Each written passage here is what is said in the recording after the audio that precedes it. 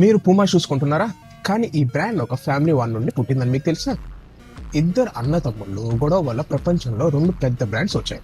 1984లో రొడాల్ఫ్ డస్లర్ తన తమ్ముడు అడి డస్లర్తో గొడవ పడి వెళ్ళిపోయారు. రొడాల్ఫ్ పూమాని స్టార్ట్ చేస్తే తమ్ముడు అడిడాస్ని స్టార్ట్ చేశారు. ఒక ఫ్యామిలీ గొడవ వల్ల గ్లోబల్ స్పోర్ట్స్ ఇండస్ట్రీ డివైడ్ అయిపోయింది. 2026లో పూమా ఇప్పుడు ఫాస్టెస్ట్ మాత్రమే కాదు, స్మార్టెస్ట్ కూడా. ఈరోజు వచ్చిన రిపోర్ట్స్ వల్ల పూమా వాళ్ళ కొత్త నైట్రోజన్ ఏ స్నీకర్ సేల్స్ పీక్స్లో ఉంది. మీ స్టైల్ని బట్టి షూ కలర్ అండ్ కంఫర్ట్ని ఏఏ ఆటోమేటిక్ చేస్తుంది.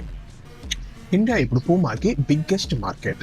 విరాట్ కోహ్లీ అండ్ కొత్త ఇండియన్ అథ్లెట్స్ వల్ల Puma India revenue 3,500 crores cross అయింది. Local made in India manufacturing ఇప్పుడు 50% రీచ్ అయింది. ఫ్యామిలీ గొడవ నుండి $1 billion empire. Puma journey crazy కదా. మీరు పూమా ఫ్యానా లేక అడిడాస్ ఫ్యానా? కామెంట్ సెక్షన్లో మెన్షన్ చేయండి. Thanks for watching.